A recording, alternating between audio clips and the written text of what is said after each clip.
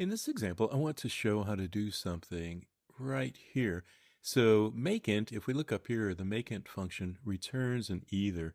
So it's an either that returns a throwable in the case of failure, or an int here when everything succeeds. And then I defined the function here. I've shown this before, so I don't want to get into it too much, but again, we try to convert a string to an int. We use the all-catch-either method right here to capture that, and that's what gives us the throwable and the int.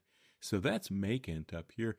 So what I'm trying to do in this for expression right here is use makeInt, which returns that either, along with the ZIO value right here. And you can already see the red squiggly line. So if I come over to here and try to compile and run that, you will see the error message over here. So it says, I found a ZIO any nothing int, and that's this ZIO value right here. And what I really require is an either, and that's because of makeInt in this first position. So to make this clear, what I'm trying to do is mix an either here with a ZIO here. And an important thing to know is you can't do that. You can't mix these different types over here. Technically, they're called monadic types, but you can't mix this either with a ZIO right here. The types just don't align, for lack of a better term. And what you end up doing to make this work is actually very simple. And you just say, well, I want to create a ZIO value from that existing either right there. So we get rid of that comment and get rid of that one, and then I'll press save. And now all the red squiggly lines go away. So what this code does right here, this from either, is it converts this either into a ZIO value. So both of these are now ZIO values, and the code will compile and run. So this is the main purpose of this lesson, to show that when you're trying to mix an either value and a ZIO inside of a for expression, it's just not going to work. So what you have to do is convert this either value to a ZIO, and you do that with from either. And some people will say that we are lifting this either value into the ZIO type. And once you know that there is a from either, you can also imagine that there's probably a ZIO.from option. So here, if we have an option like sum1, like that, and then I add that there, I can put a watch on this,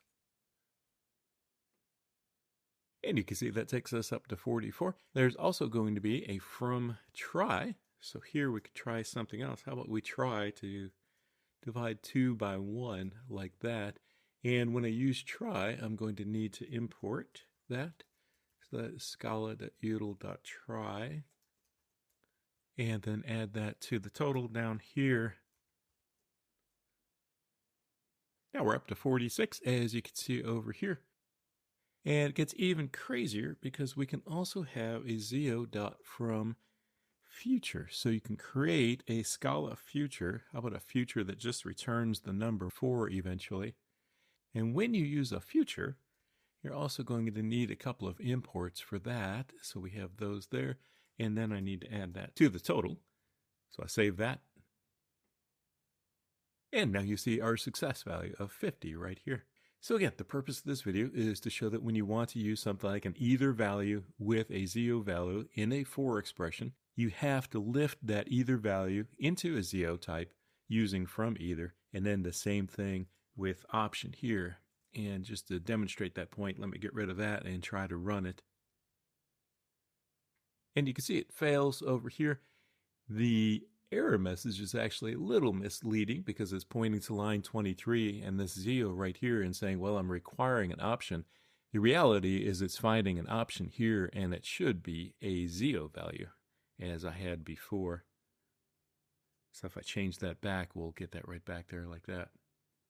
And also, just to show that there's nothing up my sleeves, let's change the try to an error value right here. So I'll try to divide 2 by 0. And now you see we get the failure case down here. So that is the failure right there. And now you can see the value of that failure is an arithmetic exception right here, attempting to divide by 0. So lastly, I will just change that back and we'll be all good again. Okay, so in summary, if you ever want to use an either or an option or a try or a future in a for expression with a ZIO type like that one right there, these methods, from either, from option, from try, and from future, are the solution that you need.